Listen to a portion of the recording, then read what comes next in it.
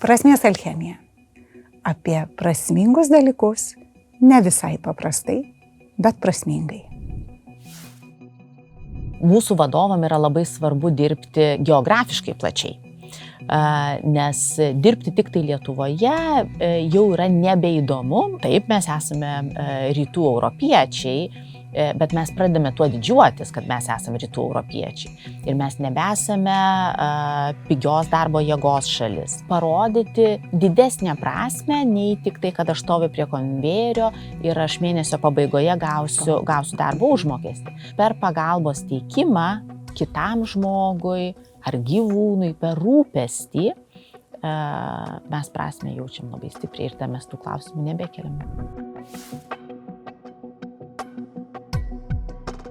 Sveiki, aš Gabija Skučaitė, o su jumis laida Prasmės alchemija. Čia aš susitinku su ekspertais, psichologais, filosofais, lyderiais, verslų savininkais ir čia mes kalbamės apie prasmę, ir daugiausia apie prasmę darbe. Taigi šiandien su manimi svečiuose mūsų šioje video studijoje yra Laura Duksaitė-Iškauskienė, vadovų ir nepriklausomų valdybos narių paieškos įmonės Masterclass Lietuvos partnerė ir Lietuvos Raudonojo kryžiaus prezidentė. Skamba tikrai labai prasmingai ir išdidžiai, Laura. Ir Laura tikrai yra iš tų žmonių, kurie labai daug susiduria su darbuotojų atranka ir be abejo su prasmės darbe klausimais, nes žmonės, kurie ieško darbo arba žmonės ieškantis darbuotojų arba vadovų ir valdybos narių tikriausiai nori tokių žmonių, kurie nori dirbti prasmingai.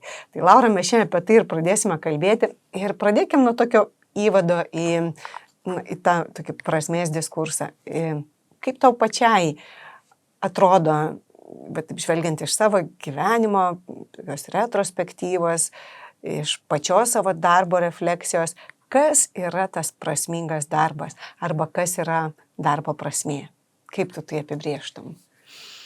Tai ačiū labai visų pirma, kad pakvietei į šitą laidą, tai labai malonu dalyvauti. Tai mano darbo prasmė tikriausiai iš tokių kelių dedamųjų susideda, tai viena tai yra aš visą laiką dirbu savo klientams.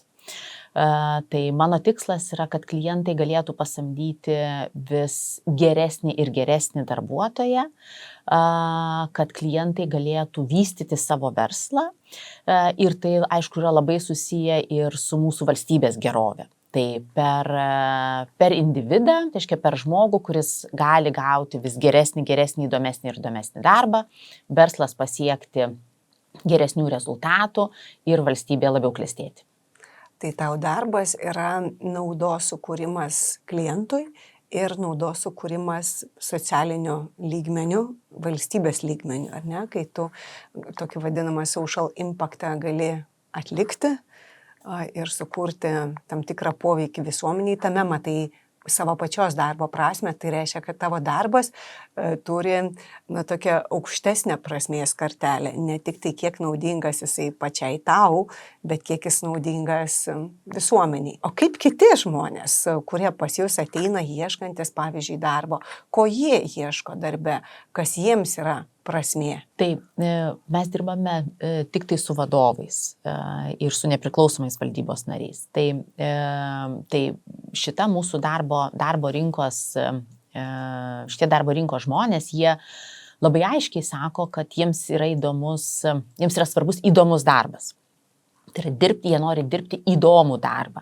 Kas yra įdomus darbas, visi supranta labai skirtingai, nes įdomus darbas finansų vadovui ir rinkodaros vadovui, tai gali būti kaip diena ir naktis. Bet visgi kelios dedamosios yra, apie ką kalba visi, tai yra apie įtakos darymą. Tai įtakos darymas yra visgi labai svarbu. Tai yra pripažinimas darbe, kad aš esu pripažįstamas, kad mano idėjų yra klausoma, kad į jas yra atsižvelgiama ir kad aš matau rezultatą iš to, ką aš sugalvojau, pasiūliau. Tai yra labai svarbu. Kitas momentas, tai visgi mūsų vadovam yra labai svarbu dirbti geografiškai plačiai. Nes dirbti tik tai Lietuvoje jau yra nebeįdomu arba daliai vadovų yra neįdomu ir jie nori iš tiesų, jie turi ambiciją dirbti ir kitose valstybėse, nes mes sakom, nebe maža valstybė, o kompaktiška. Tai mes kaip kompaktiška valstybė, mes esam gana stiprus eksportuotojai ir mūsų gamybinės įmonės yra dideli eksportuotojai, mūsų paslaugų įmonės yra eksportuotojai ir netgi prekybininkai lygiai taip pat. Ir turėti galimybę dirbti organizacijose, kurios dirba ne tik tai Lietuvoje ir net ne Baltijos regione. Mes tą Baltics suprantam kaip 3 Baltijos šalis, tai jau čia suprantama iš vis kaip namų rinka. Bet pradėti dirbti Suomijoje, Švedijoje, Norvegijoje ir tada kitoj Baltijos jūros pusėje, tai yra Lenkijoje, Vokietijoje, Danijoje, tai yra irgi visiškai normali ambicija ir to vadovai siekia ir labai nori. Tai reiškia, kad norisi tam tikro iššūkio, kažkokios tas įdomumas, tai kas yra įdomu matyti, čia yra kažkoks iššūkio ir dinamikos derinys, kad aš gaunu kažkokias užduotis, kurios mane verčia kažkaip patobulėti ir daryti dalykus ne taip monotoniškai, įprastai, kaip aš esu įpratęs daryti. Ir tada ta geografinė amplitudė čia šiuo atveju irgi prisideda prie tos dinamikos sukūrimo. Tai neabejotinai o kitas momentas, tai čia mes turime ambiciją ir pasirodyti prieš kitas ES šalis, kad mes esame rytų europiečiai, bet mes pradedame tuo didžiuotis, kad mes esame rytų europiečiai. Ir mes nebesame pigios darbo jėgos šalis, mes esame stiprus gamintojai, mes gaminame unikalius produktus, mes teikiame labai kokybiškas paslaugas ir tą darome patys. Tai žinoma, su tam tikrom užsienio investicijom, bet iš tiesų tiek, kiek mūsų startuoliai, tiek, kiek mūsų verslas yra inovatyvus, tai mes pradame tuo didžiuotis ir mes pradame garsiai apie tai kalbėti ir mums sekasi šitas prekes ir paslaugas pasiūlyti ir konkuruoti su ES senbuviais. Tai irgi yra labai svarbu. Tikrai tą pastebiu ir pati keliaudama ir kalbėdamasi su ir užsienio partneriais ir lygiai taip pat kalbėdama apie mus, apie šitą mūsų tautos tokį darbštumo ir tokį darbštumo ir nagingumo geną, kuris reiškia, kad mes sugebame dar sukurti ir inovuoti dalykus, panaudodami tiek rankų, tiek proto sąveiką, kuri matyt mumise kaip tautoje tikrai išliko. Nors aplinkybės istorinės gal nebuvo visos mums labai palankios ir dėkingos, bet tauta tas savybės išlaikė, nepaisant kai kurių priespaudos laikotarpių. Aš galvoju, joms dabar verta dar labiau suvešėti, nes dabar tas metas, kai ir ta jaunoji karta gali dar labiau atgyti, nes išmokome ir pademonstruoti save pasauliui, ne tik tai daryti.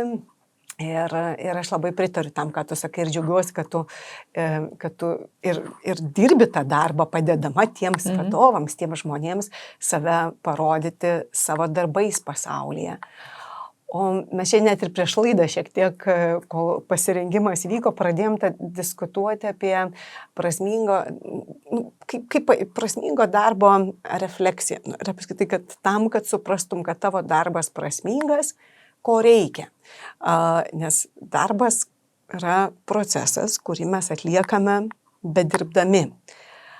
Ar galima tą prasmę pagauti iš karto, ar vis tik tam darbui, to darbo prasmės suvokimui mums reikalinga savirefleksija? Tai aš tokį tau klausimą noriu užduoti, ką tu apie tai galvoji. Tai aš visai pritariu tau, kad tikrai savirefleksija yra labai svarbi ir daug vadovų tą stengiasi daryti ir tą stengiasi daryti ir su savo kolegomis, ir su savo komandų nariais, nes kas dažnai mums nutinka, kad mes tiesiog labai greitai bėgame. O mes bėgame greitai, mes tengiamės būti labai, labai efektyvūs, bet sustoti ir įvertinti tai, ką mes esam padarę, tai kaip mums sekėsi, o kodėl mes pasirinkom vienokius arba kitokius veiklos būdus, tai tą kartais pamirštame padaryti. Bet aš sakyčiau, kad mes einame tikrai gerų keliu, nes daugumoje organizacijoje tai jau yra geroji praktika turėti aptarimus ne kartą per metus, bet kartą per mėnesį, kitos organizacijos renkasi turėti dar dažniau. Ir tai leidžia iš tiesų nureflektuoti tai, ką mes nuveikėme, ką mes pasiekėme ir kur mes link einame. O noriu tavęs klausti, apie tuos beprasmybės momentus, apie tuos beprasmybės fragmentus, ar tau pačių jų būna darbe, ar būna, kad pagauni, kad kai kurie dalykai tokie atrodo nereikalingi, beprasmiški, ten neįdomus ir ką tada tu su jais darai? Tai neabejotinai, kad būna, tai tikriausiai taip niekam nebūna, kad nesijaustų darantis kažkokią beprasmę užduotį arba nereikalingą užduotį arba sugalvotą tam, kad būtų darbo. Tai neabejotinai, kad taip. Tai kartais nėra pasirinkimo, ją tiesiog reikia padaryti. O jeigu pasirinkimas yra, tai nedarau tada. Kai deleguoji kitiem. Ne, tada nedarau, nes kitiem lygiai taip pat tas darbas yra neprasmingas. Ne, o čia gali būti ir taip, kad kitam tau tas darbas, pavyzdžiui, tu to darbo neišmanai. To darbo negali pats gerai atlikti. Todėl tavo atlikimas nebus kokybiškai geras. Ir jeigu tu jį deleguosi kažkam kitam, kas tą darbą gali greičiau ir geriau padaryti, tai tas šiuo atveju perleidimas to nebūtinai yra nusimetimas. Čia man nepatinka, darykit kas nors kiti. Bet iš tiesų protingas mūsų talentų paskirstimas. Ir va tas čia galėtų, man atrodo, būti ne tik tai, kad mes nuo savęs kažką nusimetam, bet mes tokie skirtingi esame savo talentais. Ir savo gabumais, savo gebėjimais, efektyvumu. Tai manau, kad ta prasmės konversija, tas prasmingas darbas irgi kūrėsi tada, kai kiekvienas daro geriausiai, ką gali padaryti ir duoda dar savo iššūkį padaryti geriau. Ir va tada, jeigu tada tavo ta užduotis atitinka tavo kompetencijas, ir nėra visiškai tai, ko tu nesugebi, bet to pačiu kažkiek, ir challenge'ina tave. Ar man pačiai, galvoju, būna tokių, kad, sakyčiau, neprasmingų dalykų. Tikriausiai kažkokių būna, bet aš irgi bandau aš viską žvelgiu po to galų gale, kad per tą refleksiją, kad vis tiek galų gale viską reikėjo padaryti. Visokius dalykus, kurie ateina ypač kažkokių idėjų pavydalų, kažkokių kūrinių pavydalų, jie jau turi savyje užkoduotą prasmės krūvį. Jeigu kiti dalykai, kurie mums būna primetami, kažkokia, o aš savo nelabai leidžiu, man taip jau susiklosti gyvenimas, kad aš nelabai leidau kam nors man primetinėti, ko nors, ko nereikia daryti. Tai va tie primetami dalykai gali būti, kad jie tau visai nesukurs prasmės. Ir čia reikia atsirinkti, kiek yra tų dalykų, kuriems tu esi pašauktas, tu gali juos daryti ir turi juos daryti. Jie jau atsineša su savim kažką, kas bus prasmingo, net jeigu tu to dabar dar nesupranti. O jeigu ne, jeigu tu tam pasiduodi visokiams įtakoms, kas ką arba seki, kas ką kitas daro, tai ne visada tai būna geriausia. O ką tu galvoji, Laura, apie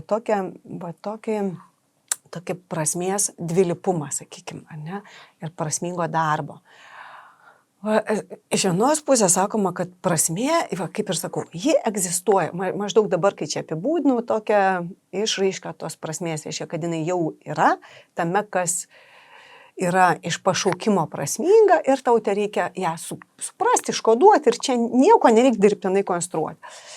Ir yra dalykų, kurie būna, kaip sakiau, tokie primetami, niekam ten gal ir nereikalingi, bet juos reikia daryti. Ir dabar čia tokia knyga, aš skaitau, ją vadina Šūdmalos darbų teorija, tai ten tas, reiškia, autorius apibūdina juos kaip šūdmalos darbus. Darbai, kurie iš esmės nereikalingi, bet juos kažkaip sukūrėme tam, kad suktųsi ta ruletė kažkokia, tai tas ratas vartojimo, ten darbo, tarnybos kokios nors. Ir tai tiems šūdmalos darbams dažnai reikia papildomos motyvacijos. Ir atsiranda ta tokia, tik nesinors, bet šūdmalos darbų vadyba. Reikia papildomų priemonių, motyvacinių, nes tiems prasmingiams darbams nereikia motyvacinių priemonių, motyvacija glūdi savaime, o kitiems reikia dirbtinio prasmės konstravimo. Tai iš čia atsiranda tas prasmės dvilypumas. Vienas yra prasmė egzistuoja pati savaime, kitas gali būti sukonstruojama. Kaip tu galvoji, kiek dabartiniuose darbuose ir, pavyzdžiui, organizacijos vadovai tos prasmės konstruoja ir kokiom priemonėm tai daro? Ir ar to reikia? Aš tai galvoju, kad mūsų, beveik visų organizacijų veikla yra labai prasminga, nes yra labai prasminga mokyti vaikus. Yra labai prasminga mokyti studentus, lygiai taip pat gaminti maistą, sodinti mišką, taisyti lėktuvus, užsiimti viešbučių veiklą ir leisti žmonėms saugiai apsistoti. Tai mano galva, kad mes neturime verslo, kuris iš principo yra neprasmingas, arba veiklos, kuri iš principo yra neprasminga. Tai aš manyčiau, kad kiekvienas darbas, kiekviena veikla yra prasminga, tik tai klausimas, kiek mes galime prie to prisidėti ir ar mes matome, ir mes suprantame, kad mano darbo prasmė yra, kad aš pagaminsiu kokybišką jogurtą ir Lietuvos vaikai pusryčiams galės valgyti šitą kokybišką jogurtą. Tai jeigu mes galvojame apie savo darbo prasmę, taip, netgi stovėdami prie konvejerio, tai čia yra viena. Bet čia yra vadovų darbas – parodyti didesnę prasmę, nei tik tai, kad aš stoviu prie konvejerio ir aš mėnesio pabaigoje gausiu darbo užmokestį. Bet lygiai taip pat, aš manau, kad mokytojai labai aiškiai supranta savo veiklos prasmę ir pašaukimą, lygiai taip pat gydytojai, kad nuo gydytojo kompetencijos ir nuo gydytojo veiksmų iš tiesų priklauso paciento gerovė. Lygiai taip pat ir kiti darbai. Tai aš manau, kad visi darbai yra prasmingi. Visi, kurie kuria rezultatą, nes visus pavyzdžius, kuriuos tu paminėjai, visose juose yra sukuriama kažkas, produktas. Valytojos darbas prasmingas, nes yra skirtumas tarp netvarkos ir tvarkos. Valytojos darbas negali būti beprasmis, jis labai prasmingas, nes jeigu jinai valo, tai tada jinai atlieka labai gerą funkciją. Ir sūrelių gamintojo darbas prasmingas, ir virėjo darbas prasmingas. Ar yra neprasmingų darbų? Taip, tie darbai, kurie nesukuria jokio rezultato, kurių galima būtų ir nedaryti. Ir be abejo, ir tas autorius apie tokius darbus kalba. Ir aišku, kad jų mes turime. Tokių darbų inscenizacija, toks beprasmis laikas, kūrimas dalykų, kurie jau senai egzistuoja ir sukurti, kur ir taip viskas aišku, rašymas dokumentų, kurių nereikia, strategijų, kurios perrašomos ir perrašomos. Labai daug turime dalykų, kurie kuriami tam, kad kurti, nors jie nieko naujo nebesukuria. Bet kai mes kuriame ar gaminame maistą, valome patalpas, kažką ugdome, mokome, tuose darbuose jau užkoduota prasmė. Ir jeigu vadovas, ir tikriausiai, kad vadovai tą ir sugeba, ir čia tikriausiai yra jų geriausia ir svarbiausia rolė tiem žmonėm, kurie valo, kepa, plauna, siuva, bet ką daro, kurie gali galvoti, kad gal jo darbas šitoks monotoniškas suteiktų tą prasme, kad dėl to, ką tu darai, pasaulis tampa geresnis, sotesnis, gražesnis. Ir tuose paprastuose dalykuose slypi tikrai didelė prasmė. O Laura, taip jau gal einant į pabaigą, mūsų žiūrovams, tiems, kurie gal susiduria su to beprasmybės pojūčiu, ar pavyzdžiui, gal nori keisti darbą ar ieškoti prasmingesnio darbo. Pavyzdžiui, va tiems žmonėms, kurie nejaučia prasmės darbe, jiems tas darbas neįdomus, neprasmingas, jie norėtų keisti. Ką tu galėtum patarti? Ar iš karto keisti ir ateiti pas jūs, ar dar kažką apmastyti, ar savo iškelt kokius klausimus? Patark ką nors žiūrovams. Aš gal galėčiau pasidalinti, daugumos vadovų apsisprendimu, ypač jeigu eina kalba apie kitą darbą ir apie prasmingesnį darbą, apsisprendimu pradėti dirbti nevyriausybinėme sektoriuje, arba bent jau savanoriauti. Tai toks nedidelis žingsnis, tai žinoma yra pradžia nuo savanorystės, tai mes turime Lietuvoje labai daug stiprių nevyriausybinių organizacijų, tai tiek Lietuvos Raudonasis kryžius, Gelbėkit vaikus, organizacijos, kurios rūpinasi miškų išsaugojimu, gyvūnų gerovė ir taip toliau. Tai tas pasirinkimas iš tiesų jisai yra ypatingai platus. Tai pradedant nuo savanorystės jau galima ir susipažinti su organizacijom ir turėti savo darbe daugiau prasmės. Arba ateiti dirbti į šitas organizacijas. Ir šitos organizacijos turi vieną bendrą bruožą. Tai yra, jos teikia pagalbą. Tai jos teikia pagalbą žmogui, jos teikia pagalbą gyvūnai, gamtai. Jų visų funkcija yra pagalbos teikimas ir išsaugojimas. Ir per pagalbos teikimą kitam žmogui ar gyvūnui, per rūpestį, mes prasmę jaučiam labai stipriai ir mes tų klausimų nebekeliam. Tiesiog labai išmintingas ir labai praktinis patarimas visiems tiems, kurie pritrūksta prasmės kasdienybėje arba savo darbe, kuriame dirba, gal mokamą darbą, tai imkite ir šiek tiek pasavanoriaukite. Galbūt Lietuvos Raudonajame kryžiuje, kurio prezidentė Laura yra, o galbūt bet kokioje kitoje jums patinkančioje veikloje ar nevyriausybinėje organizacijoje. Savanorystė iš tiesų yra prasminga veikla ir kurianti be abejo naudą žmonėms, gyvūnams ar tiems, kuriems tiesiog reikia pagalbos.